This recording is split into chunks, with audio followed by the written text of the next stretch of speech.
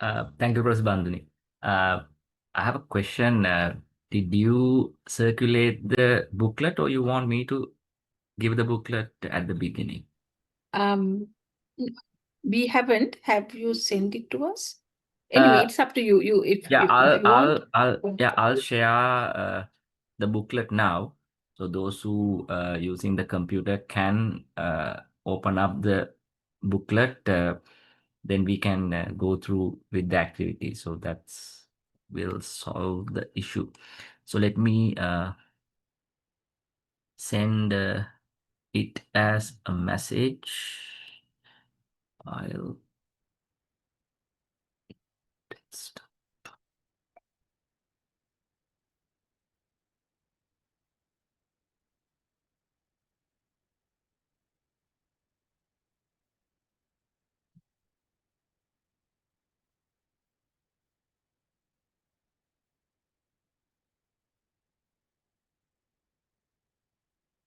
Okay, I think all of you got the booklet.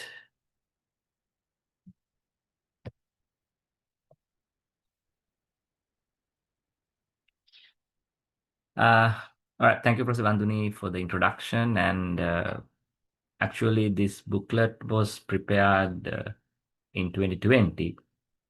Now there's a second edition in 2023, uh, but I'm sharing the most key things or the pages that really important for today's activity. And this was written not only by me, it's a joint activity. Professor Hettiarachchi from the chemistry department and I kind of went through this preparation. Now, proposal is the main part of your research, or I say the beginning of your research. So if you have a really good proposal, to me, it's like you have done 50% of your research. Without a really good proposal, if you start the research, there can be multiple issues.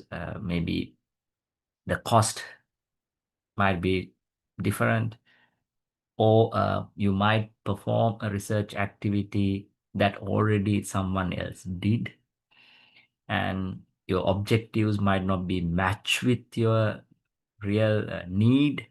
So all these issues can come through during your research if you do not have uh,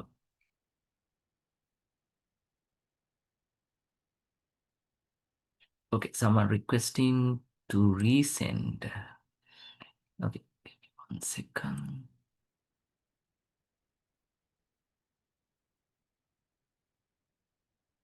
All right, I'm resending the booklet. So hopefully everyone now got it. Now, so it's extremely important to write a really good proposal. Now, before that, I really want to explain few things.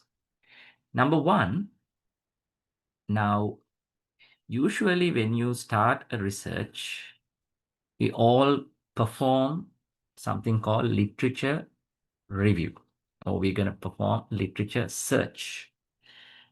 Now, what is a literature search? I believe you have learned that last week. Professor Manutunga probably conduct a really good workshop on literature search. But now things are a little different. Why I say different? The literature search technically covers, Technically covers journals, books, probably web pages. Now, the question is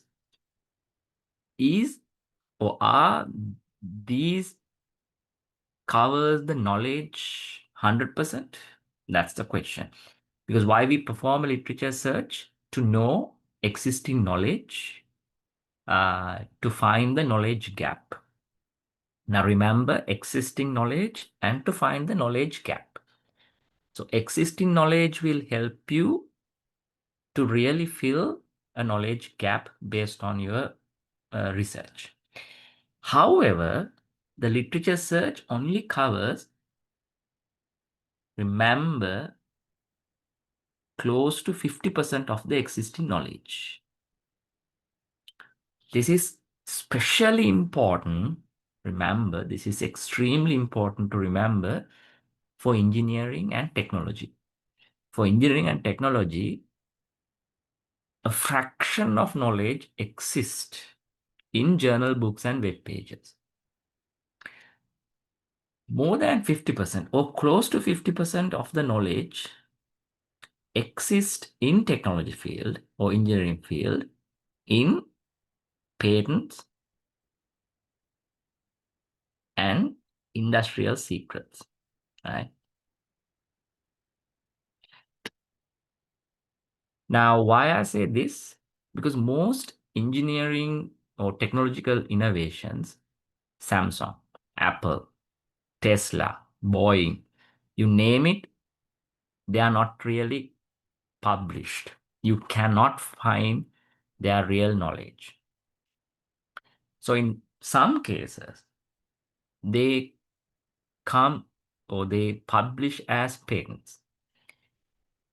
But if you perform only a literature search that covers a fraction of the knowledge, you might miss huge amount of knowledge exist as patents or industrial secret. There's no way you can know industrial secrets, but if you are really good with the technology, you can really feel what they have by looking at a new innovation coming from Apple. You can read, you can watch some videos, you can really feel the current level of their technology. So if you cover both these sections, right? Books, journals, web pages, patents, and everything, we're going to call it prior art. Now remember, prior means previous, art means technology in technical field. So if you perform a prior art search, that covers all these things. Now, when I look at some proposals submitted, they are purely based on only the literature. The patents and some of these other components are missing in that document. So it's really sad to see that, because most industries, they don't want to publish. They don't care publishing. Only academics want to publish due to get some higher H index or for promotion, etc. Industries, they don't care publishing. They go for patents to protect their innovation, or they keep it as an industrial secret, right? Or trade secret. So that means if you miss patents in your literature search, that's going to be a really bad situation, especially for industrial based research work or technology and engineering field. So first I'll show you how to do, not really in detail, but I really want to cover your knowledge on how to find patents in a patent database related to your work. So let me open a browser window. Now, if you do a Google Scholar search, so I believe you know what is Google Scholar. You can find journals, books, and other things, right? Now, in a Google Scholar search, mainly cover articles, books, that's it. But if you want to cover patents, you need to find Google Patent database. So if you type Google Patent, you will get the Google Patent database. Now, I'm going to take a small example and I'm going to show you the difference between these two search. Because even university academics, sometimes they publish their innovations as patents, then they go for a real publication in a journal. The reason is uh, they want to protect their innovation. So really good innovations first goes as a patent, then goes as a journal article. So when you do your research work, it's extremely important to cover both these areas. Because if not, what you do in your technology development probably already somewhere in the world as a patent. So if you miss patents, that's probably waste of time and money. So remember that. So when I'm writing the proposal, I'll show you an example. If you compare these two search, the outcome, we can really uh, look at it. And in Google Patents, you have the option of even including non-patent literature, for example, journal articles. So if you click this and do it, you might not need both search. Probably one search in Google Patents will cover both. So remember that. So that's the first thing I really want to explain. If you have any questions, please ask, or you can just drop a message to the chat box. I'll happy to answer. All right, the next thing is, let's try to understand what is a proposal. So I have this booklet I shared with you. Before that, I really want to share one more thing with you. When we did that workshop, this literature or the citation management or literature management workshop, I said to you, you can prepare an Excel sheet, right? So I'm gonna share that kind of a Excel sheet. This is called literature metrics. So this is important for you to really have this kind of a literature metrics. Now, this is a full metrics. I downloaded it from a university. I don't remember what is the university, but this is not prepared by me. I just want to show you what is a literature metrics is. So this is giving you all the information about any journal article you are uh, gathered, etc. Now in here, from this point onward, it is important. The reason is when you read a journal article, if you remember that day I said to you, you need to really understand why it's important for your research. It can be important due to some kind of a theory, like Bernoulli theorem, or it can be important due to some kind of experimental method. The method, this letter M. Let me make it a little bigger. So it can be important due to a theory. It can be important due to a method or the methodology followed in the, or the sample collection design or the research design or some kind of a design. Population means what type of population it look at. For example, this is important for humanities, whether it's for teachers, whether it's for students, whether it's for parents, kind of a population. And the sample, this is relevant for everybody. It can be a concrete sample, it can be a stainless steel. So what is the sample they analyzed? And the research problem and the purpose and the research question. So these things has to be really summarized in this document. This is extremely important. When you're writing the proposal, you know these three articles are relevant due to the research method. These three articles are relevant due to the research problem. These articles are relevant due to the purpose, so etc.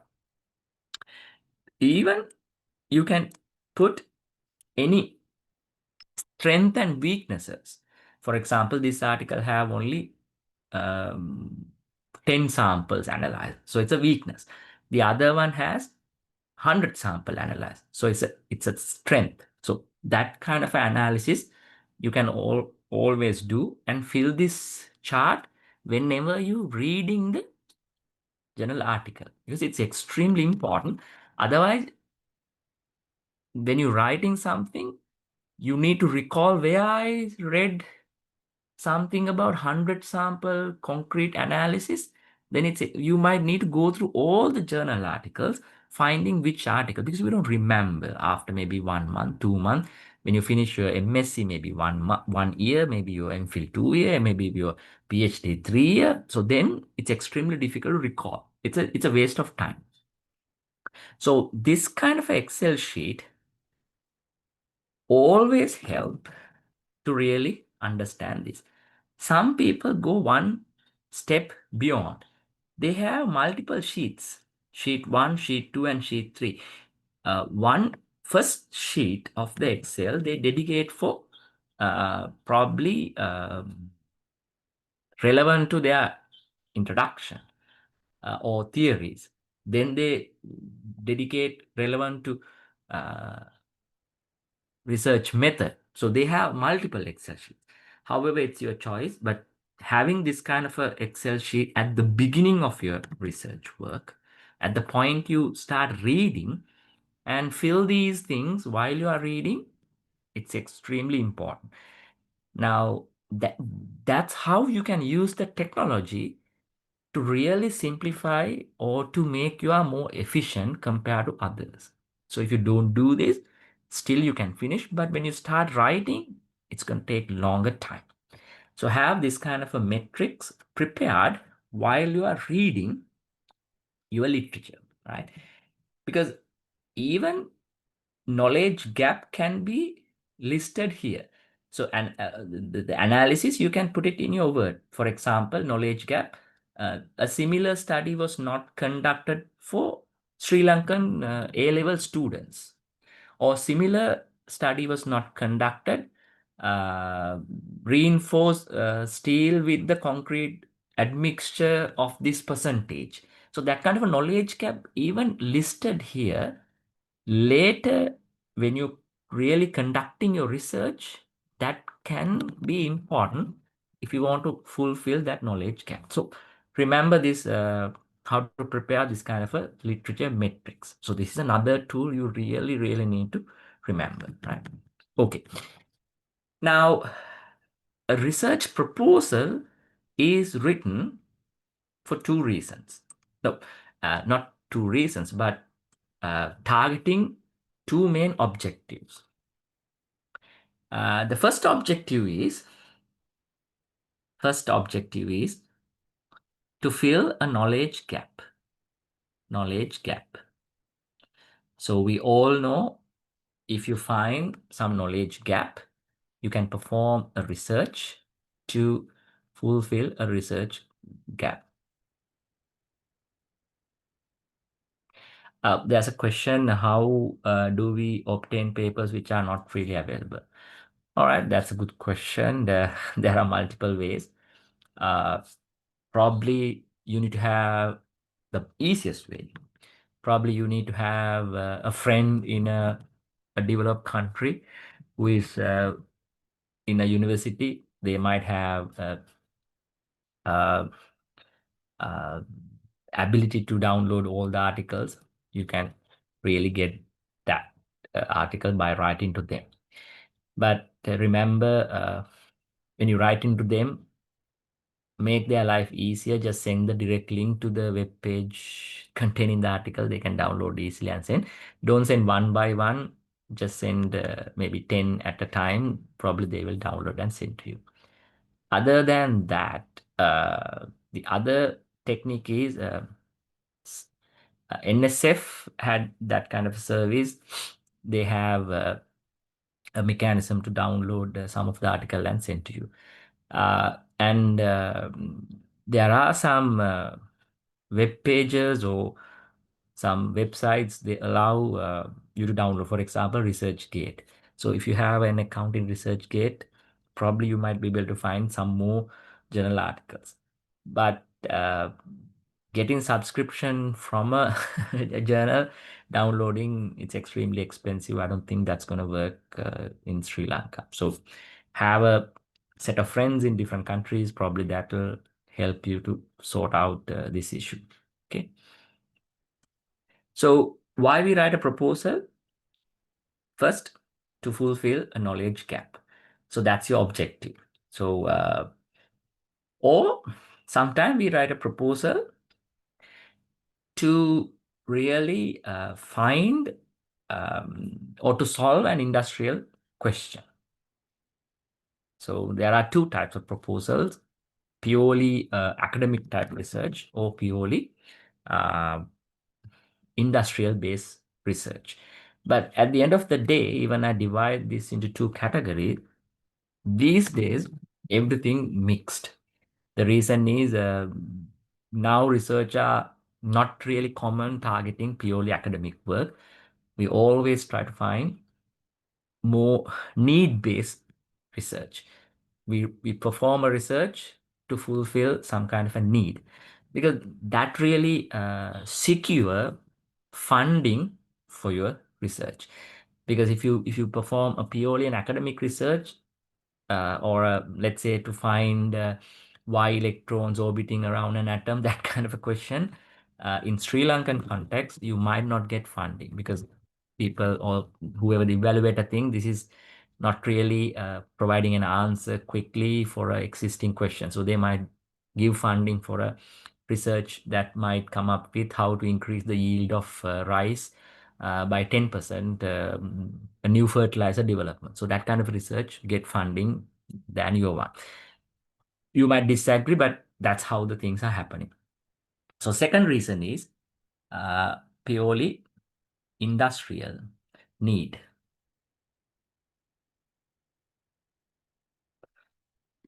Now, even knowledge gap, I accept just a literature review, probably sufficient. But if you want to do an industrial need based one, then you need to have a prior art search. Look at literature. Look at existing information or technological solution for your uh, whether it's there or not. So that's important. So industrial need, definitely you have to do a prior art search. I rarely seen in a proposal academics or students putting out a patent as literature. So when I see patents, I'm really happy that people look at some of the uh, uh, uh, existing knowledge covering all the bases. So remember this advice. Now, in the given PDF to all of you, there are a few questions, right? Uh, what are the main components of a proposal? So in a proposal, usually there are multiple components in a proposal. A proposal can be a single page. Now, for example, in Sri Lankan universities, they expect us to write a proposal, two-page proposal, even for a MPhil or a PhD. So even though it's a short document, there are multiple components. So you need to really include these components. So if you don't know these components, that's something you're going to learn today. And what is the main objective of a proposal? Now, proposal really provide you a pathway to find an answer to fulfill a knowledge gap or to find an answer for an industrial need or a need-based you're going to find an answer for some kind of a need. But other than that, there are multiple objectives of a proposal. So we're going to learn that as well. There are so many objectives of a proposal. But in Sri Lanka, a proposal mainly written, remember this, mainly written someone to convince someone else. You write a proposal to convince your supervisor that this is a doable research, or you write a proposal to convince an evaluator or a reviewer this is a doable research, or you write a proposal to convince a granting organization saying it's a doable research, provide me funding. So all these are objectives, but what is the objective for you? That's the question you need to answer. So all these objectives I said for the outside. But what is the objective? You write proposal as a writer. What you gain, what I will gain. So what the advantage of writing a good proposal to you? So that's again another question. We will find answer for that. And the next one, what is a project cycle? So a project cycle is an important thing. You know this one, but I will explain that here. A project cycle is something like this. We have a proposed study. Then we perform the study. Then we get the results. Then we analyze. After analysis, we solve this problem. Good. But sometimes you might not solve this problem. If it's not, you go again the proposal, proposed study, etc. So you can go multiple cycle until you solve it. Or sometimes you solve, but you get a new question. If it's a new question, again you go for propose, perform the study, results, analysis. So it's another cycle. So this is what we do as inventors or researchers. So that's why Apple do not stop innovating. They keep innovating because they run this project cycle every time. They find a new question, they solve, or they go on another cycle. So this is what they do. So this is called the project cycle, right? Or there are various names, but I call it the project cycle. Okay. Then what information must be included relevant to the implementation plan of a research project? So we're going to discuss this. So what are the information you must collect from literature? What are the information you must collect from your institute? What are the information you must include in your proposal, etc. Now in here, when you're writing the proposal, there are some information you include in the proposal. But there are some other information you must know, but we don't include in the proposal. So this is for your use. This is for outside usage. So remember the difference. Now, for example, where to buy these chemicals, or where you can find some of these samples. So we don't include that necessarily in the proposal. Sometimes yes, but most of the time, where you can buy the chemical, we don't include. But when you're writing the proposal, you need to include that information not in the document, but you must know that. Otherwise, when you start the research work, without that knowledge, you might not be able to perform the research properly. Then key indicators of your research. Now, this is important. Now, if you perform a research to obtain a degree, remember this, right? If you perform a research to obtain a degree, let's say MSc by research, MPhil, or let's say PhD, even a BSc or a engineering or any other degree. So these research to obtain an academic qualification. So always there are some criteria to fulfill. For example, MPhil, PhD, we have certain number of journals to be published. So you must put that as a key indicator. Or if you get a grant from NRC, NSF, and in the proposal, you indicate these outcome can be obtained. So if you say that, you have to fulfill it. In your BSc, again, usually there's no such criteria, number of publication, but it's good if you have a publication. Now, let's say industrial-based research work, then you must fulfill some criteria. For example, you are writing, or the proposal say you can solve this problem. So you must fulfill it. Or you say a patent can be obtained. So you must fulfill. So these are some of the criteria based on the type of proposal you are writing. I have a question. Let's see the question. Okay. So the question is, are product technology development based research in academic research setting essentially patentable despite addressing the knowledge gap after through review literature? Prior research outcome may still be acceptable to be published in a peer-reviewed journal, but not by a patent office. So all right. So this is a different question, but you can get the patent as well as you can publish. Now, if you're research producing, let's say, it gives an answer or it fulfill a knowledge gap, but at the same time, it can come out as a product,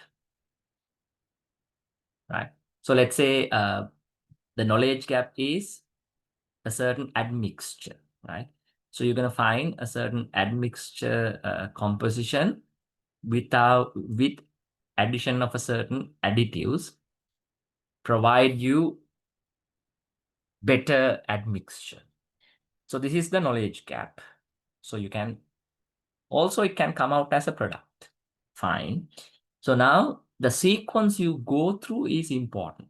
Since this is come out as a journal publication as well as a product, you must follow the certain steps. The first step is look at the revenue you can obtain. For example, if you think this can produce millions of rupees, and this can go through as a product for so many years, then you have different process. I think we're going to have a different topic to discuss these things, but I quickly answer this question. The way to deal with this is, first, go for a patent. Soon as after you apply for the patent, then you can publish it. So then you have both the documents. But if you mix up the sequence, if you publish, then go for a patent, there can be issues. So we're going to have a separate topic on this. We're going to discuss that later. I believe I answered the question. If not, please drop another message. Then what other information you must submit with your proposal? So we're going to learn this when we perform these activities. Now in this booklet, first step is you need to have a project map. So that's what the process you must follow whenever you want to write a proposal. Now, project map gives you an idea what really you're gonna do in this research. Now, I'll quickly show you how to develop a project map. Okay? Now, let's say when you perform the literature search, you found that there's a knowledge gap in the admixture development, right? Then if you have, let's say, found this knowledge gap, so it's an admixture. So you found the knowledge gap is in the admixture. So admixture is your key component. So this knowledge gap tells you some kind of a ratio between something, right? So you try to improve the ratio between admixture components. And you know that additives can improve the properties of admixture.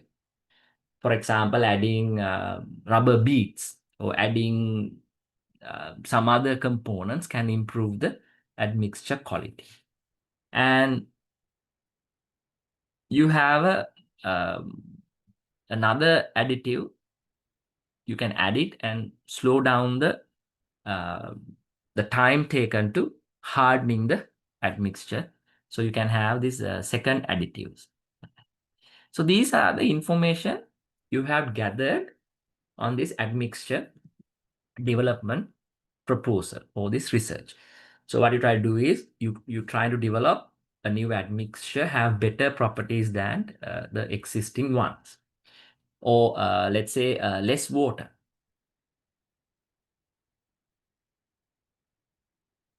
Less water. So these are the ideas you have gathered. So this is your research map. Now, what middle is the primary topic. So this is your primary topic. So I'm going to put number 1. And these are your secondary topics. The parameters you're going to change. Now, in addition to that, there can be even tertiary ones, right? Tertiary ones, like you add maybe a color. I don't know whether it's really important, but let's put it and see what happens. I thought a color might give us a better chance, a new admixture with a color. So it's a tertiary one. So in addition to that, you can have standalone topics. For example, these days people so much talking recycling. So can your admixture combine any recycled material? Because this granting organization provide funding if it's related to recycling of something, right? Or it can be local material, any material developed in Sri Lanka. Let's try to add clay to our admixture. This is just a proposal, right? So these are standalone topics. So not really relevant, but for some reason, we have to use. So color is a tertiary one. A ratio, amount of water, plastic beads, or additives which make that mixture can work underwater or can work under maybe high temperature or low temperature, these kind of things. So this is my research map. So we have standalone ones, why we included, maybe the research organization, the funding organization fund more on these, etc. That's why we include these.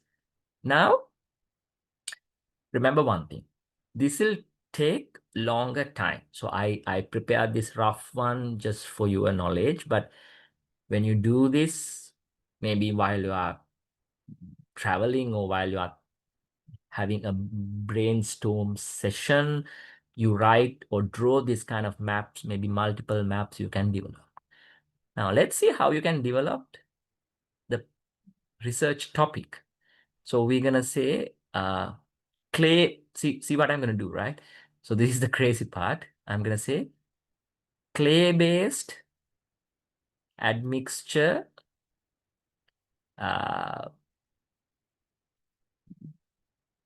development we can do. So clay-based, so that will change the ratio. Admixture with better hardening properties. So this additive will make the hardening process quicker.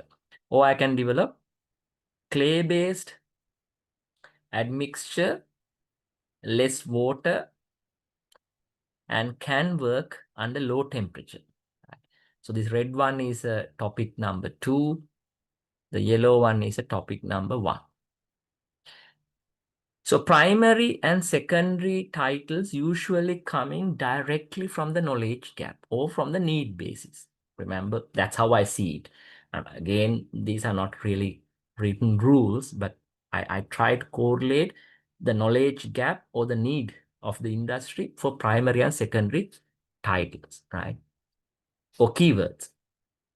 The standalone ones, I usually say some other objectives. For example, uh, uh, maybe due to funding organization or due to some kind of a strict requirement, because there's a rule in the country, you cannot use this and that, so that kind of thing, or due to some research limitation. So again, we can include that. So color, just aesthetic, maybe the customer need or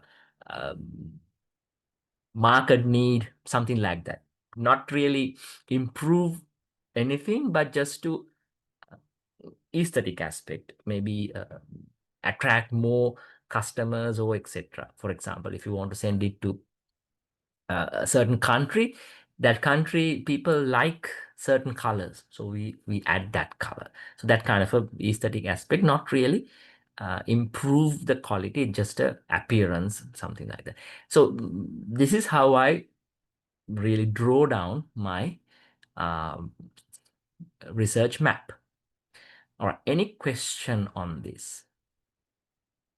So this allows you to quickly change your title or to quickly change your, so this has to be done while you're reading journal articles, while you're thinking, what's going to be my next research? What's going to be my next year research? So more knowledge you gather, this map going to be updated. More things going to be updated. So when you read a new article, you have find uh, the concrete properties can be improved by adding certain additive. So you include that one here. So you can try whether that's going to work in Sri Lankan setup, or a new testing methods. So admixture testing method using this and that for quick testing. So that kind of thing can be included in this research map. Okay. Any questions up to now? So these are my main label. So admixture development is my main label. So that's what I'm going to do. Secondary labels, new additives, less water, quick hardening, or work under low temperature, or work with a moist condition. So something like that. Supporting labels are use recycled plastic, use clay as a filler, something like that. So these are supporting labels or standalone labels. So that's how we do. So this is the place you really map your research project. So some like to fill these labels first, because when they read, they put their labels, secondary, primary, and supporting label. Then they map the research project. Or some people like first map the project, then fill the labels. So that's what they do. Okay, so now you have a title, right? So these are your main label, the selected one, secondary label, supporting label, and standalone label. So these are your selection. So my main label is admixture. In some cases, you can even have two main labels, admixture or concrete. So you can have both labels. So again, there are two main labels, because you go either admixture development or go for concrete. But it's good to have two different research map rather than putting two main labels, but we can still do that. You have main label, secondary label, supporting label, and standalone label. Then you're gonna formulate a proposal title, right? Now, when you come to the title, you know it's the question you're gonna solve. So that's in your head, because you have already come up with a question. You identify the knowledge gap. You identify the industrial need. So you formulate the title based on the literature or the prior art search you did. Okay. Now you have the title developed. So this title can be changed at any time. Remember, even at the research thesis defense, your title can change. So title, don't worry about the title. Your title can change at any point. So based on the outcome, you can change the title. But in the proposal, you have to come up with some kind of a title that's going to be your starting point. I have a question. In research proposal, promising patentability to convince the proposal evaluator, funders, an acceptable practice. You are, it is, yes.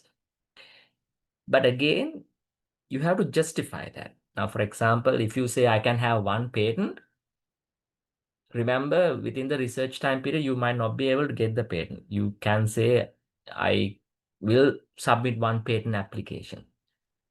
But the issue is, in your proposal, you have to clearly show the research outcome of your research is novel or fulfill all the criteria to obtain a patent document. Or your outcome is purely fulfilling an industrial need, it's going to be come out as a product. So then you can get a patent. Otherwise, you say I can have a patent for, let's say you are performing a mathematic new equation or new theory development. It's rarely you can get a patent document. So if you say I can get a patent, definitely we know as a evaluator, it's impossible. So we know you are not saying true. Again, when we look at the research you proposed, evaluator can really look at it and see, oh, I'm confident that these people not going to get a patent. So that really a bad thing. So you have to make sure if you say you can get a patent, there's a really realistic chance of getting a patent. It can fail, but at the end of the day, if you failed, you have to provide justification. If you're successful, that's good. Again, these things can pass or fail, but always make sure if you say you have to do it. So if you can't do it, don't say that, right? Now admixtures, definitely you can patent. A new composition, you can patent. So if you think you are developing a new composition, which is not really available today, you can say, yes, I'm going to patent this. Because a patent document do not need huge amount of scientific evidences like a journal article. Even a one trial you success, you can apply for the patent. So application can be submitted so quickly, right? Uh, so there, if you have a chance, just put it. If not, don't put it, right? So that's my advice. Okay. Then this is the next section. Now you have developed your proposal title. So that's the first component of your proposal, the title, right? Then the scope of the project. Now, what's the scope? Scope is what are the areas you're going to cover, right? Now, scope covers what type of test subjects you cover. Now, for example, this is only for admixtures. So that's your test subject. The number of samples. Now, admixture samples, you don't really have a limitation. You can analyze any number of samples based on the time availability. But for some research work, it's not. For example, if you collecting data from students, whether it's going to be 100 students or 10 students, or if you collecting data from dengue related research, how many patients you can test. Or let's say you develop a new uh, uh, rice variety. So how many cultivation cycles you can run? So that's some limitation because you cannot run 10 cultivation cycles because it will take 5 years. So your research not feasible then. So again, how many samples you are planning to collect? For admixtures, you can collect 100 or 1,000 based on the availability of time. So admixtures, no issue, but some research that is really uh, something that really you have to understand. How long you are planning to collect sample. Now again, if you conducting a research, let's say you are planning to collect a new seaweed uh, in the north side of our Sri Lankan coast. Again, are you going to cover only 1 week or 1 year? Because 1 week, just a small window, maybe seasonal change. The week you have selected, maybe that seaweed is plentiful, but some other months, due to seasonal variation, those seaweeds are not available. So collection of data, again, important. How long? Now, for example, dengue, if you plan to collect data in the dry season, you have zero dengue cases probably, but in the rainy season, huge. So again, based on the study, the time period is important. If it's a like seasonal variation based, some kind of a factor sample that depend on seasonal variation, then you have to really collect that information yearly or maybe covering the all season. Then, do you need ethical clearance? Now, this is again important. Now, let's say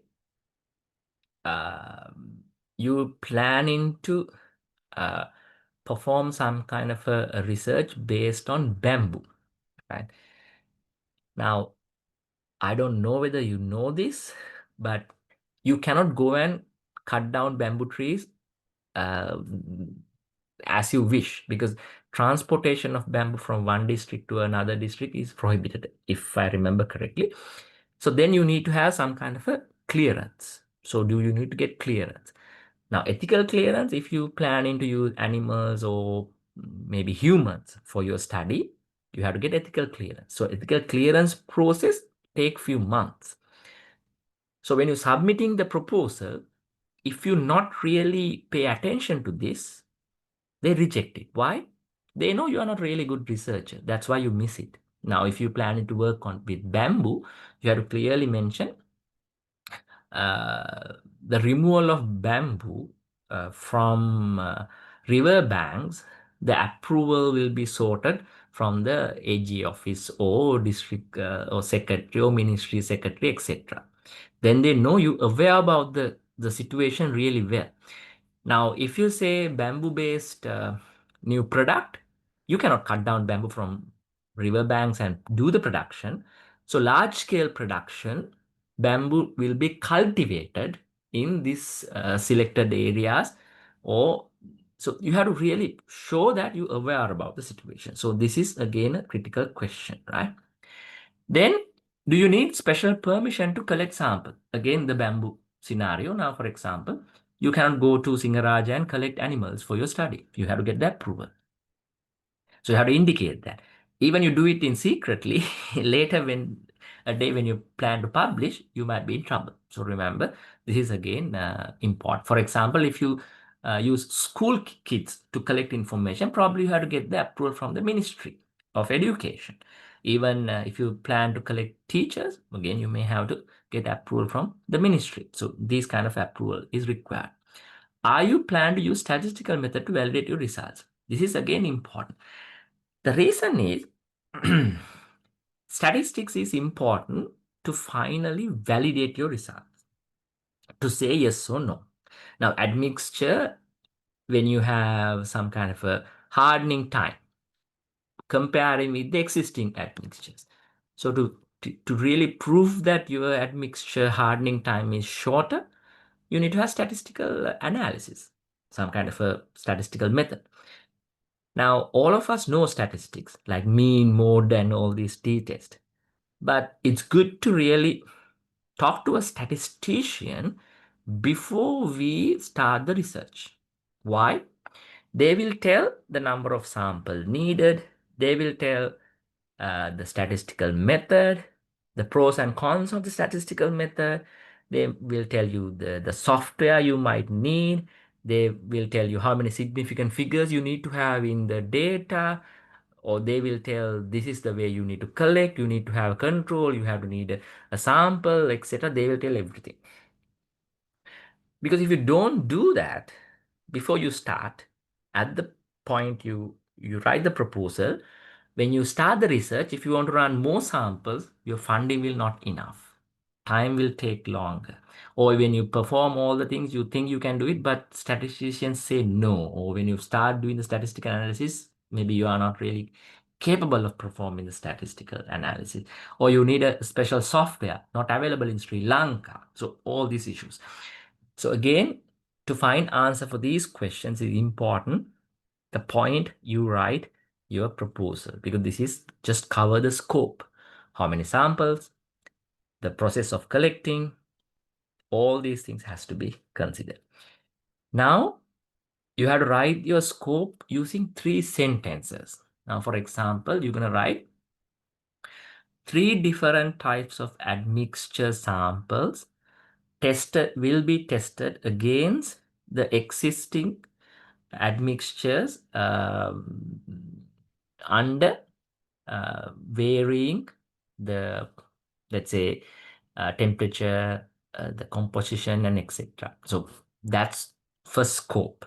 Second one, uh, the 100 samples will be analyzed under each parameter, and the T statistics will be used to compare the developed admixture against the existing admixture.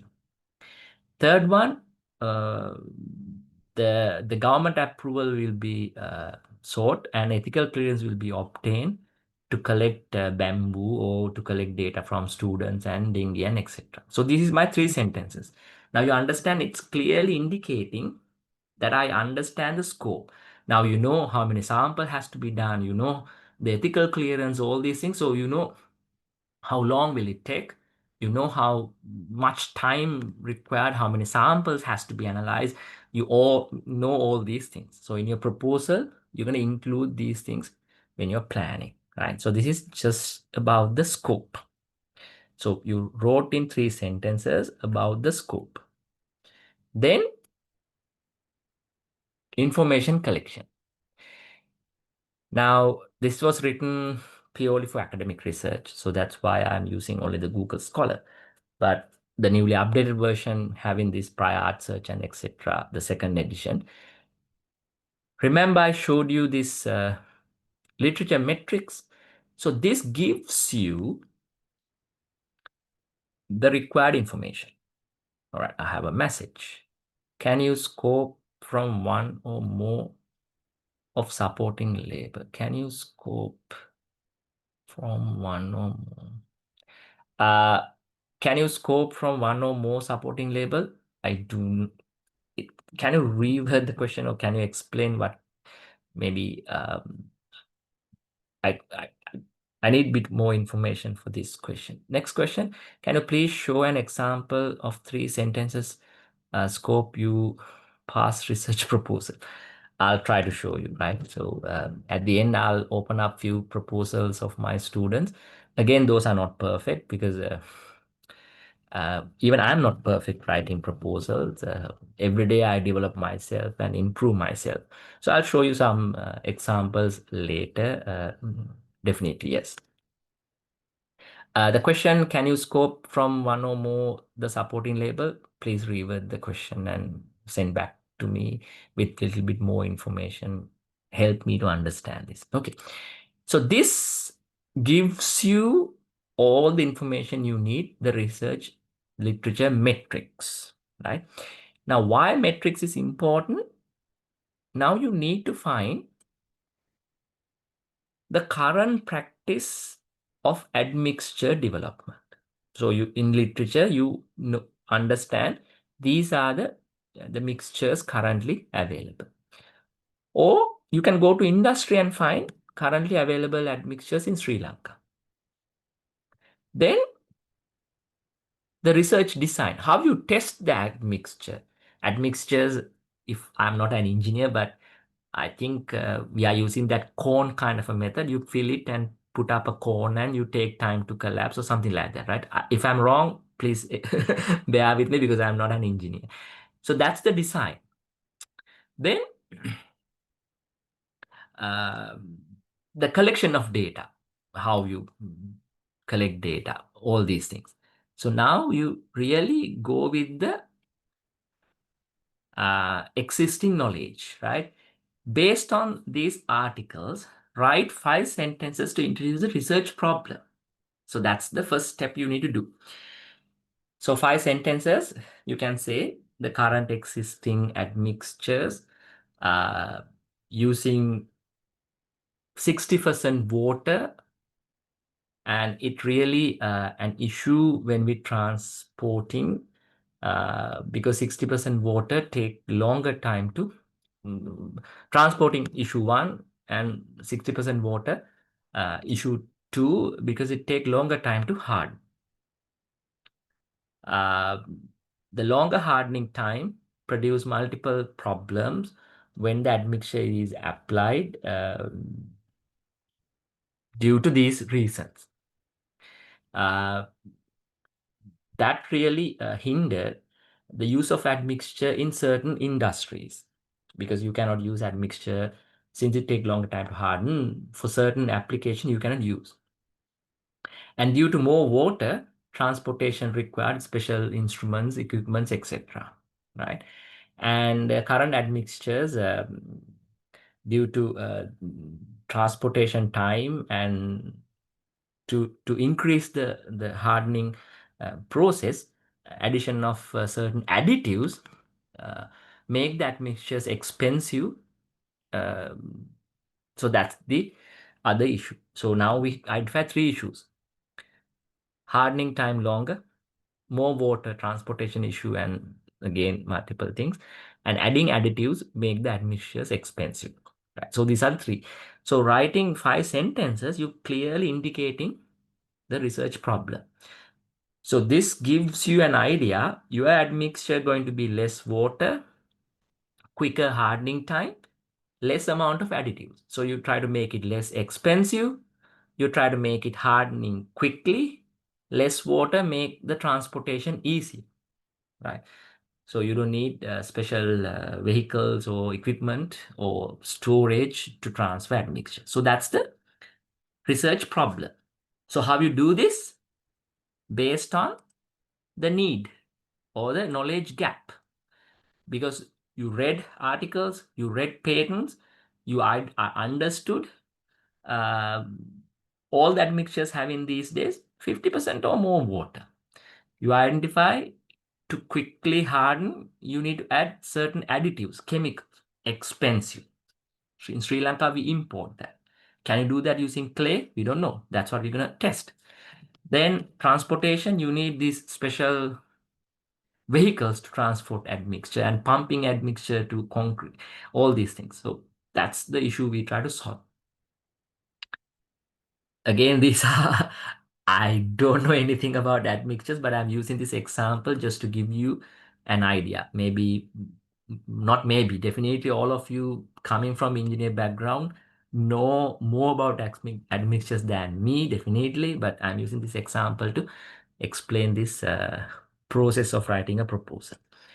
Then write 2 methods used by other research to solve the same problem. So when you reading article, you have find in Indonesia, they have used, let's say, plastic beads, really tiny plastic pebbles to make admixture using less water, because plastic pebbles make it kind of a slurry. You can easily. Or in India, they have used clay to make it a slurry and less water. And in Japan, they have developed a new chemical, right, to make the hardening process quicker. Maybe in uh, US, they have used a new polymer, right, to increase or quickly hardening the process. So these are some of the things used by other research or research groups or in other countries. Then you find why these were failed, right? Because we try to find why these are not successful. Maybe the clay they have used not having enough a binding property. Maybe plastic bead they have used maybe not enough smaller to make it a slurry and really easily travel through all these when you pour admixture, it not really helping to travel. Or maybe this polymer used in US not enough quickly hardening the whole thing. So this is look at the currently used answers, and you need to really understand why they were failed, because then only you can provide a new answer. So then you're going to find a new polymer, probably hardening quickly, a new polymer. So you try a new polymer, or you try recycled plastic small beads, really small ones. You think it will help the a new method. So these are your proposed idea. How you get the proposed idea? Looking at the currently applied answers for the research problem. So you put the research problem. These are the applied answers. So you will find these probably in journal articles. But you have to go to patents and see whether is there any other solutions applied or not. So if maybe recycled plastic already applied in a patent, so it's not going to work. But still, you have a chance of this new polymer, maybe a new quickly hardening polymer used by some other purpose. You think it can be used for the admixtures as well, or you find this polymer make the admixture work underwater. So this kind of a solution. So activity 2, find 2 or more. I say 2, but you can select more solutions provided by the other research groups. So that's what you do. Then how you propose your research is different from the work reported in these journal articles. So how your work is different from the currently reported articles. In your work, you are using a new polymer, not used by any other research group. New polymer, that's your first approach. And you're going to use, in other countries, they have used only clay. But you have found clay plus calcium oxide plus maybe a special mineral, I don't know the name, produce better adhesive property to the admixture. So a new clay mixture. So that's your second approach. Maybe third approach, you are using recycle plastic beads, 2 micromolar. Sorry, not micromolar. Micrometers. That's your size. 2 micrometers. Plus, you are using maybe plastic, plus you are using a polymer that binds these together. So this is your new technique. So these 3 techniques not used by any other. So this is the difference you're going to add. Without knowing this difference, your research is going to be failed. Again, we found out what is the research problem based on your need analysis. It can be an industrial problem. It can be a knowledge. Then you find what are the current solutions provided. So based on your knowledge, you found out these current solutions are not really practical, and these are the issues. So then you are proposing something new. So why your one is new? No one used this polymer. No one, or everyone used just the clay, but you are using clay plus calcium oxide plus something else. Everyone used plastic beads, but you are using 2 micrometer one with a polymer. So it really binds. So that's the difference. So this is your proposed answer. So probably all these might work, or maybe one work, We don't know. So that's what we're going to test. So this is your hypothesis. Your hypothesis is you can make the admixture hardening quicker, less water, or cut down the use of additives, expensive additives, by one or more of these solutions. So you're going to test that using research. So this is your 3 answers you're going to use. Okay, let's go to next page. Then what knowledge will be created from your proposed research? So what is the knowledge you're going to create? Now this is, remember, in our work, in my new edition, we're going to say knowledge or product, or it can be a process. New extraction process, new admixture with plastic beads, 2 micromolar plus polymer. So that's my product. Or knowledge can be, let's say, how admixture hardening, or the hardening process. So that's your new knowledge. Product is you develop a new admixture with 2 micromolar recycled plastic with polymer. Process, how we transport admixture effectively. So you come up with new transportation technique. So it's a process or a product or a knowledge. So all these 3 can be created based on your research. In your research, you might come up with this, the product. Even you might come up with new transportation technique, maybe 10% water transport, add 30% water, and quickly hardening. So that kind of a process can be developed.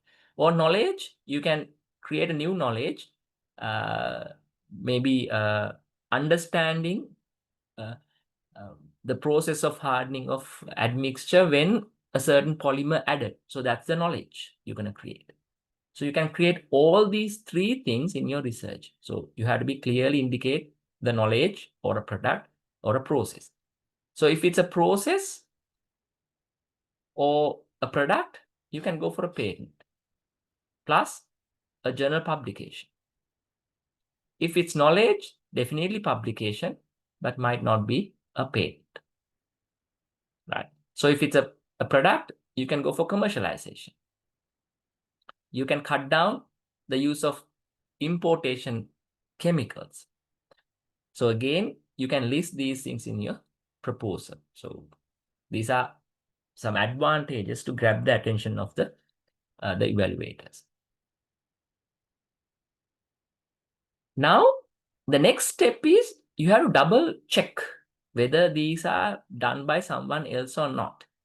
So you need to run a Google search, a typical Google search will do, and see whether someone else using 2 micromolar plastic beads and this polymer, or someone else using this polymer for admixtures, or someone using this new transportation technique, or someone already found this knowledge. So double check whether it's uh, this knowledge is already found by someone, because you might missed, or maybe while you are doing your work last week, a new article may came out this week. So double check this, right? So that's what you need to really do. Then explain how you solve the problem. So this is how you explain this. Use of plastic beads, 2 micrometer, and the polymer will reduce the use of water, or that really expedite the hardening process. Why? The polymer and the plastic bead form a polymeric network that really decrease the time taken to the hardening process. So that's how you solve the problem. Or you can say adding 2 micromolar and the polymer reduce the requirement of water, because these plastic pebbles will really improve the viscosity of the or improve the some kind of a property in admixture. So you can explain that. So that's how you show that your answer will really help to solve the problem. Or adding clay calcium oxide and the additive cut down the addition of certain chemicals, because that clay and the calcium oxide will act as the binder. Or adding recycled plastic pebble act as the filler. So you have to explain how we're going to solve this problem using these. Okay. So that's the activity 6. So this will really gives you an idea how we really solve the issue. But my advice is find more than one solution when you start the research work, similar to the proposed solution, and have multiple choices in your proposal and few in your hand as well. You can write 3, but you have another 3 in your hand not written, because we don't know which one gonna work. Probably all 3 might fail, but the one in your hand not written in the proposal might work. That's okay. But anyway, at the end of the day, you must have more than one solution in your hand to solve the problem. All right, this is something more about your work. This is not really relevant to the proposal, but when you start working, you might know don't know the exact name of your supervisor. You know him, sir or madam, but you don't know the name. Find the name and the email address and office hours, and the best way to communicate with the supervisor, whether it's email, phone call, WhatsApp, etc. But always you need to really understand your supervisor. Whether supervisor want you to give at least 24 hours to read the proposal or 1 week. So supervisor like to have the Word document. Supervisor like to have a printed document. Supervisor want you to come and meet you, or whether supervisor like you to have a Zoom meeting. So all these things you have to know, because understanding your supervisor is a different research, but you really need to understand your supervisor, because all supervisors not work the same manner. They have their own way of working. So it's important to understand your supervisor, right? Then let's write the research idea, introduction. Now this is again important in your proposal, right? In writing the introduction to your research. Now introduction just give an idea why this research is important, right? For example, you can say 10,000 metric tons of admixtures used annually by Sri Lankan construction industry. Why it's important? 10,000 metric tons. It's important. That gives why this research is important. Annually, to import this 10,000 metric ton, maybe 200 million rupees spent. So these are facts. So this clearly indicating why it's important.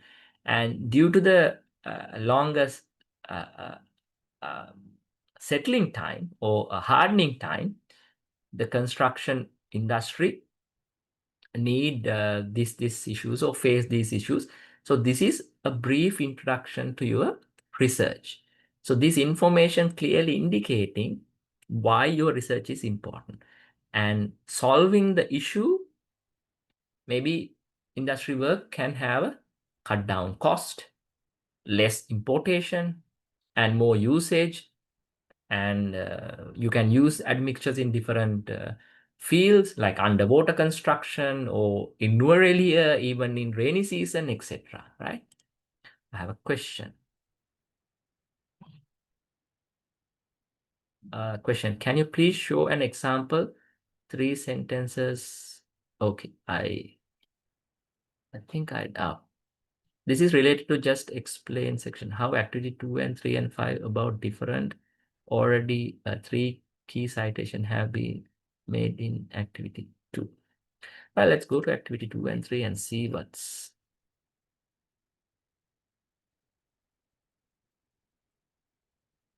Okay, I'm trying to understand the question.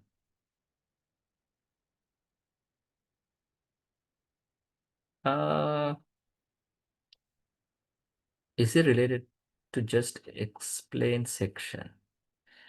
Introduction. No. Now, this introduction, when you start the research, now, when you're writing a proposal for funding, the government spending money on something extremely important.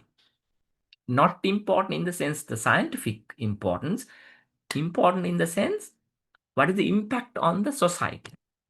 So if your research can solve a, a really good question in the society which benefit more, then you get the funding. But your question, let's say, only solve a problem of 100 people, then you might not get funding, even it's a really good innovation. For example, your innovation will help to improve the production of, let's say, certain bacteria used by 3 research people in Sri Lanka, right? So only 3 researchers in Sri Lanka using this bacteria, right? So it's a new innovation. No one ever come up with this new bacteria. It's a really good innovation. This is the first time someone came up with this bacteria. However, it's only benefit for 3 people. But if you come up with a new technique for or a new mushroom cultivation, then it's benefit for everyone in Sri Lanka. So even it's not really technically advanced, benefit it's more, you get more money. So introduction gives you an idea. Really, the innovation might not be really good, but more benefit. So introduction shows your research idea benefits more. Research idea provide more economical advantages. You give the numbers. 10,000 metric tons of admixture used annually. 10,000 metric tons. Not 1K kilogram, 10,000. And the industry, 200 million industry in Sri Lanka. Annually for importation, we spend 500 million US dollars. So it tells the benefit. Then you say, if we can develop that mixture in Sri Lanka, we can cut down the cost by 200 million. But you have to provide references. So some kind of a reference, maybe in the engineering society have this data. So this kind of a introduction grab the attention of the reader. That's what we do. And I'm still want to answer this next question. My question is related to page number 10 and 11, activity 1 to 6. Is it related to just explain section? Is this means my introduction, this section I'm explaining now related to the previous one? Not really. The previous one, we are understanding the research question. We understand the currently proposed methods to solve the issue and what you are proposing. But the introduction gives the size or the benefit or grab the attention. Why this research is important? This research is important. Construction industry is a huge industry in Sri Lanka. Construction industry use so much of admixture. Industry is a multi-million industry. Construction industry based on so much importation of admixtures. In Sri Lanka, only 10% Sri Lankan developed admixtures is used. So it shows why this research is economically benefits, why this research can improve the Sri Lankan economy, how much people are going to benefit from this research. So something like that. Okay. Then use the information collected in previous activity using 2 sentences, briefly explain the importance of research project proposal. So important is admixture industry is 100 million US dollar industry, and the Sri Lankan based admixtures are less utilized and quicker settling.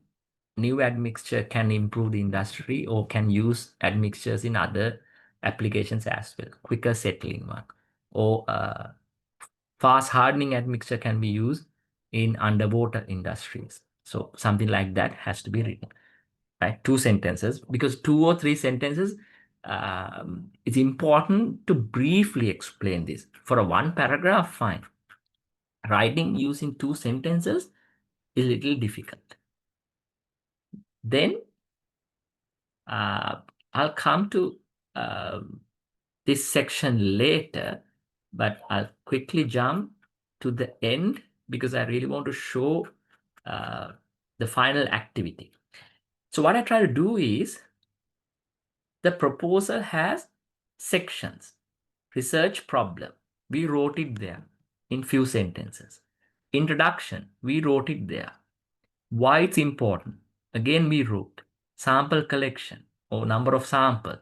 The methodology, we show. Statistical method, we did. So this is your proposal, because these sections build up your proposal.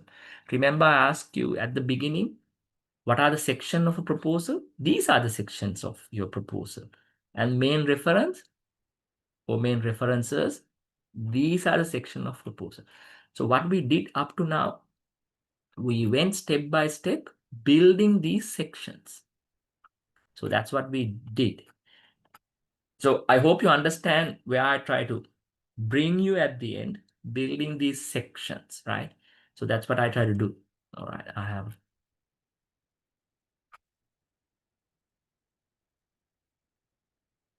All right. It shows there's a message, but I'm not sure what this message. There's a question, will be able to get the recording. I think the coordinators will send you the recording, right? I shared you with the PDF. You have the PDF.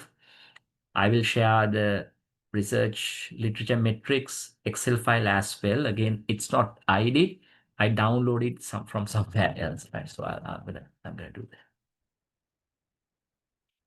All right. So let's go back. There are a few sections to be covered. These are some of the things important. Now, critical mistake we do when we prepare in the proposal, we're going to write some of the methods you might not be able to perform. For example, we're going to write, I'm going to use underwater admixture testing method for this purpose.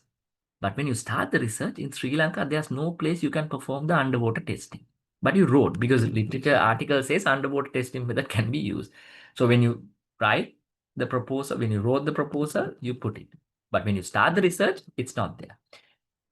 Now, so that's why main testing method and the methods you're going to use, or the method you're going to use to collect information, has to be identified when you write in the proposal. Then you need to list instrument you required, right, for your research.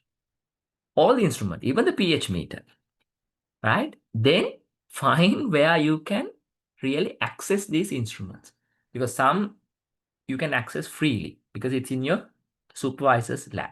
Some in the department, you may have to pay for chemicals. Some you may have to go for other institute like ITI, Slintech, maybe in some Sri Lankan other institutes. So you have to pay. Some you have to get the access from internationally, like some lab in Japan, some lab in Singapore. So you need to get the shipping fee. You need to pay them. Sometimes you need a material transfer agreement. You cannot send uh, some research specimen Sri Lanka to Japan directly using FedEx. You need to get government approval. So all these things has to be identified at this stage, right?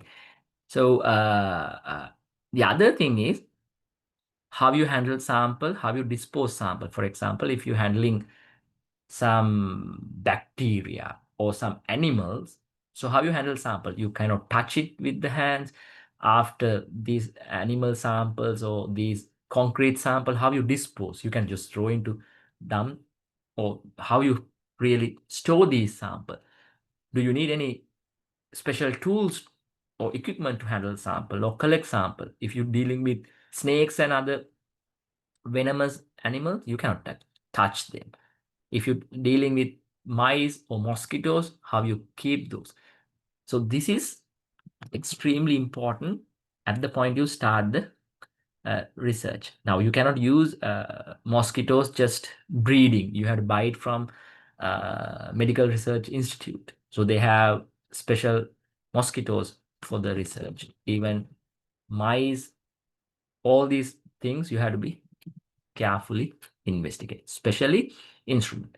Then chemical, software, and consumable. Because softwares are expensive.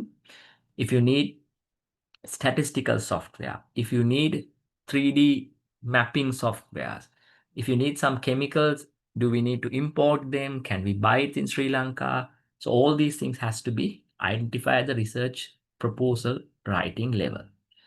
I have a question. Can anyone share the PDF and Excel again? I was somewhat late. Don't worry, I'll share. Right. So don't worry, at the end, again, I'm going to share the PDF and the Excel. Excel did not share by me yet, but I will share at the end the PDF and the Excel again, right? Then if you're targeting a proposal submission, you need to identify deadline. Sometimes you have a proposal submission deadline, you have a proposal presentation. Then if it's a research work, let's say undergraduate, August 1st is the time to finish. And then thesis submission, August 31st, right? You have that. Then you have really duration, maybe number of weeks. Why? 2 weeks, 3 weeks, etc. Now remember one more thing. Do not keep everything in a one laptop.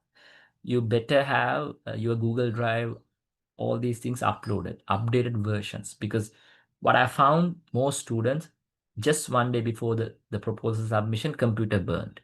They lost their pen drive. They lost some issue gonna happen. So it's when that happen, your hard work is ruined. So what you can do is you can really store these in somewhere else. If something goes wrong, you can just access it and do it. Then the cost, right? The cost has to be put in. Now, when you deal in the cost, just put some money for traveling. Put some money for journal publication. Put some money for printing. Put some money for patent submission if you do a patent, and some unexpected expenses, right? Some you have to put this money and calculate the cost. Don't think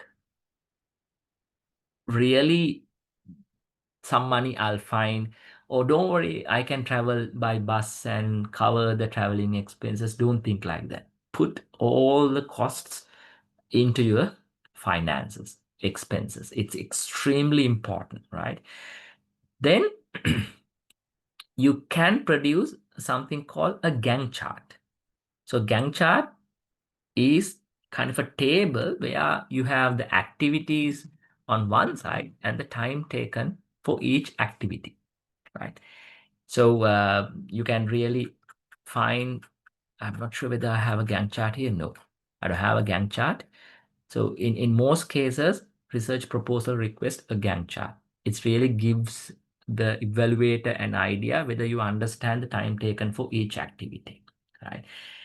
Then make sure sometimes the available funding is not sufficient. You're going to say the university fund will be used to cover the other expenses.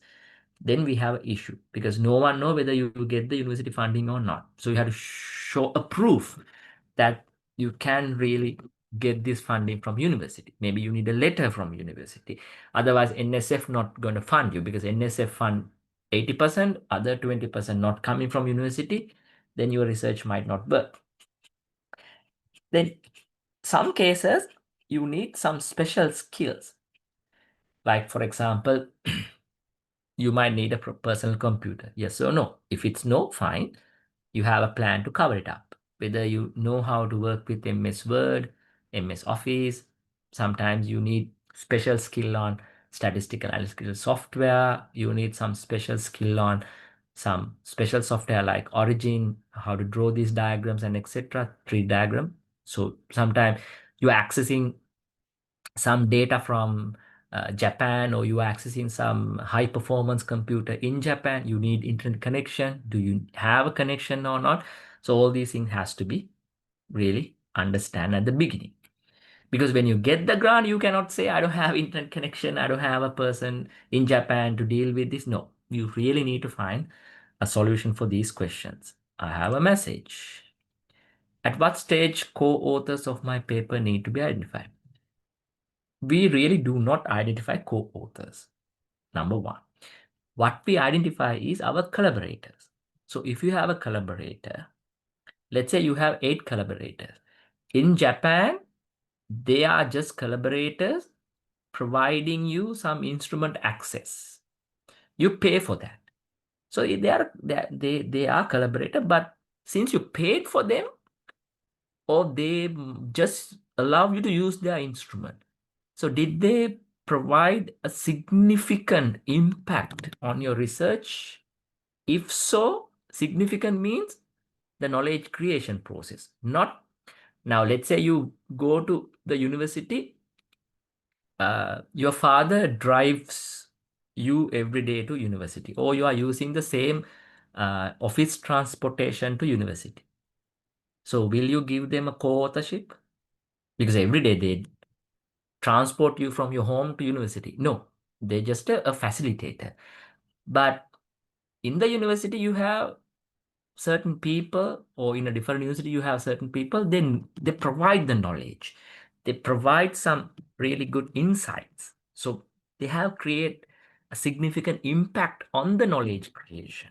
Then you have to give the co-authorship, or someone else gonna help you the research. But someone help you on someone help you on writing, someone correct your grammar, I will usually not give co-authorship. I acknowledge them. The Japan research team, I acknowledge for allowing us to use the software, allowing us to use their instruments. I acknowledge the people who really help us to proofread, or someone allow to use their software. But sometimes they ask the co-authorship. Okay, I'll allow you to use my instrument, but I need a co-authorship. Talk to your supervisor and other collaborators. If everyone agrees, do it. I don't know. It's your choice, right? I have a question.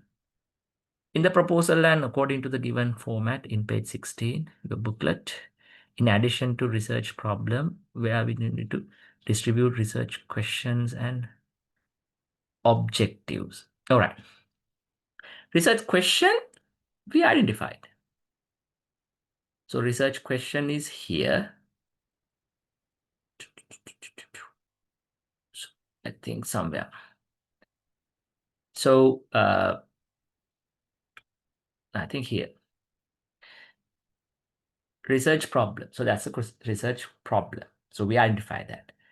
So we try to find an answer for that. Then objectives. So objectives comes all the way from the beginning. So when you identified the project map, so we try to identify the objective. So objective is to find a new admixture that settle quicker and etc. So that's your objective. So project map covers the objective and the uh, the research question is here, right?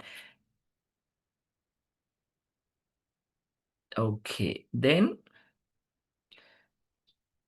the last bit, right? I think citation plagiarism, I believe you have learned. I think these sections were covered, so I will not really go through this. But one thing, make sure you know what is the citation style used by the granting organization when you submit the proposal. I hope you know what is the citation style used by the department or the university you're going to write the thesis or the proposal, because you have to follow the given citation style, right? So then you combine everything together to build the proposal. So that's your proposal. So I try to keep at least 10 minutes for questions and answers. If you have any question, please ask. While you're asking questions, I will try to share the two documents, right?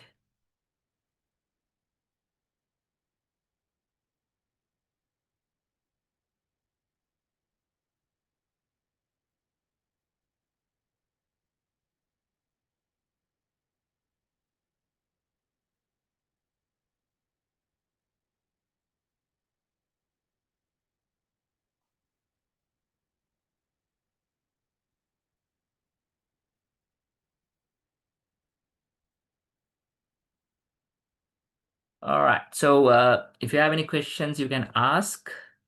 Let me try to share the two documents.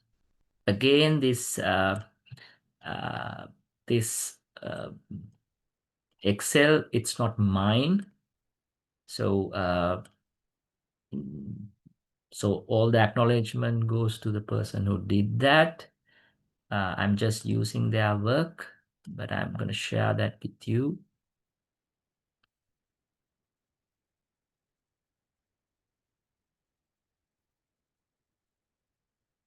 Okay. Let me send the Excel.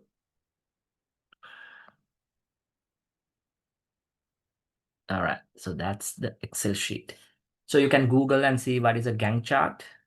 It's kind of a table where it really gives you activity versus the time taken for each activity. So some activities can be overlapped, like writing the thesis and research, because you start your writing thesis while you are really working on the research. So that can be overlapped. In addition to an abstract, compulsory for a proposal. Now, proposal, each organization may have their own format. But see, if you have all this information, you can really fill up any proposal. Now, for example, key outcomes, whether it's a one journal article or a one journal article and two abstracts and one patent, I don't know.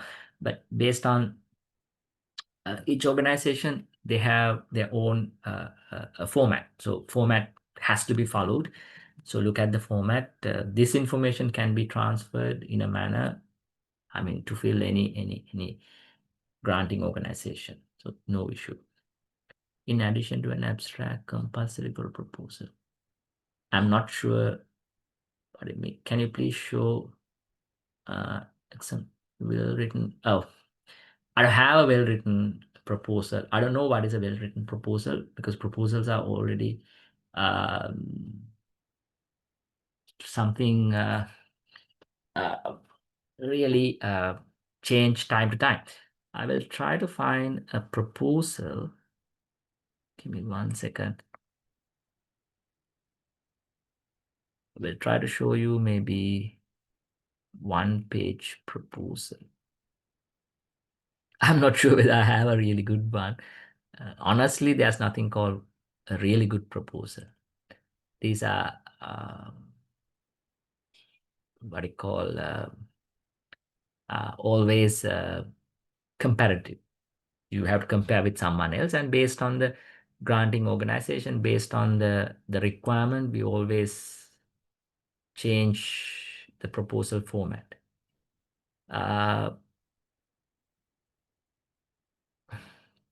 Let me do this way. I'll remove some sensitive information of a proposal. I'll share that proposal with your coordinator. Coordinator will send a proposal, right? All right. Well-written, want funding. So to be honest with you, sometime granting organization X reject my proposal, but the same proposal accepted by maybe even an international granting organization. The reason is it all depend on how they evaluate. Their marking scheme can be different. So that's why rejecting one proposal by a granting organization, don't think the proposal is bad. Proposal can be win in a different granting scheme. And the other thing is a proposal should not be written purely targeting a single granting window opening. You must have few proposals always with you, continuously developing, dynamic, changing. Every month you have a look. When you read something new, update your granting proposal. So whenever you get a window, just quickly format it and send that. And don't wait until the last day to send. Especially in international grants, don't wait until the last day. Send few weeks prior. That really gives you better chance. Because prior, when you send something, they will send to a evaluator. Evaluator has time to go through it. So you get good chance to get at least good comments. But in Sri Lanka, they'll wait until all the proposal comes, then only they send. But sending something little early always have a better chance because that indicates you are well prepared. So that's my advice. So again, I'm not sure whether I can really share some of these uh, uh, grant applications because contain sensitive information, but some MSc proposals, I think I can share, like a single page proposal written for some work, I can share. I will share that with all of you. I send that to the coordinator. Coordinator will share among all of you. All right, any other questions?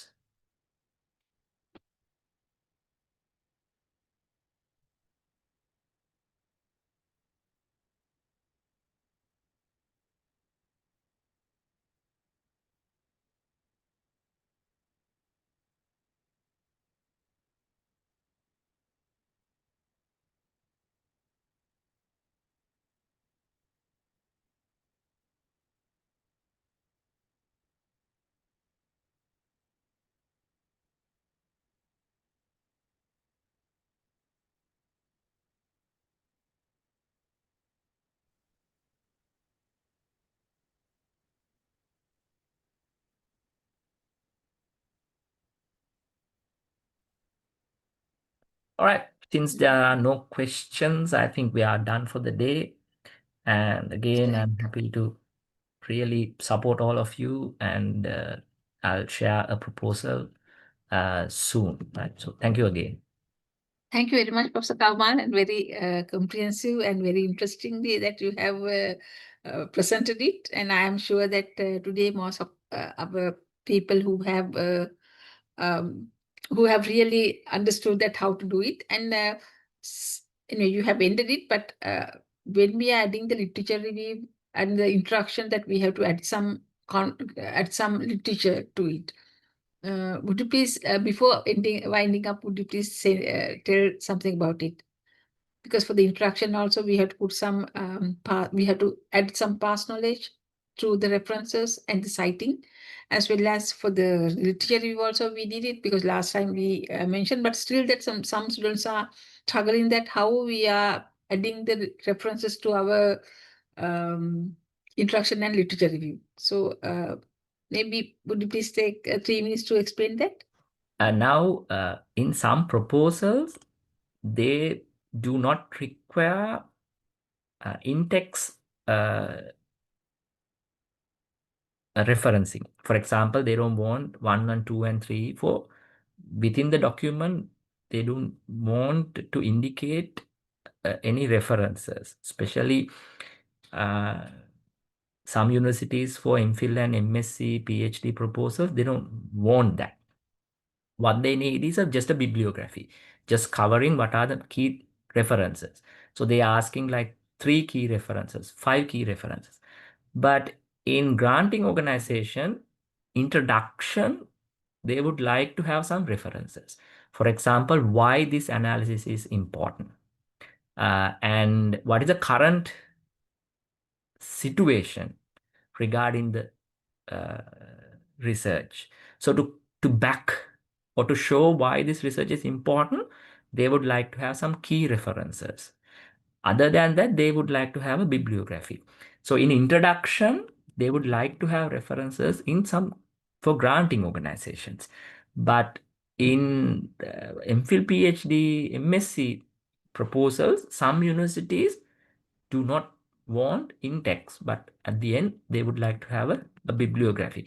Again, you have to look at the guideline provided by the granting organization or the university When you're writing the proposal, time to time they change. Time to time they change the referencing. Time to time they change everything, because every time they improve. They want to pick the best, so they keep improving. So similarly, we have to improve ourselves, our proposal, all the time, to make sure we meet the need of the granting organization to get the grant. So that's my answer, Professor Lanka. Thank you so much, Professor Kaumal, and I hope that today many understood that how to write a research proposal, because as he said, some universities request only one page at University of Borotua, that for their postgraduate, they just ask a concept note only. But some universities, it may be 5 to 6 pages, but however, those to be very comprehensive. Like that, university to university and institute to institute, it's very different. However, that I'm very much sure today you understood what to include and what not to include to your research proposals. And very comprehensive as well as very interesting lecture that you have conducted today, Professor Kaumal. Thank you so much for joining with us and supporting the students who are around in our country and around in our this research field. And again, we will meet Professor Kaumal in coming several sessions on patenting and commercialization, those things, as well as sometimes in middle, I may ask him to carry out some other lectures too. And thank you once again for all the participants, and some have requested about the past recordings, and I kindly request Mr. Shambhila to prepare those things, and then we can share it with the registered student. And if they have not registered, please send the details to them that how to register. And so with that, actually today, again, I'm so much thankful to Professor Kaumal and to accept our invitation and doing this very important session of how to write a project research proposal. Thank you very much. And again, for the participants, thank you so much. Without you, that it will be not such successful. And to the IESL, again, Mr. Shambhila, who is coordinating that from the IESL side, and also Engineer Kamala Gunawardena, who is the Vice President of the IESL, as well as she is the Chairman of Library, Publicity, Publication, and Conferences Committee. Thank you very much once again to all of you. The next week, Professor Bharathan will conduct how to write an abstract as well as extended abstract. And also I'm going to request him to tell something about how to write a full paper of a conference proceedings. So it's also very important when you are doing the scientific writing. And I hope that all of you will share with your friends also that regarding our sessions, and those are free of charge, as well as it's a certificate program, and you will get a certificate end of these sessions. Thank you once again for our great resource person, Professor Kaumal from University of Colombo, and for all of you, the participant and the IESL. Thank you so much. Have a good day. Thank you.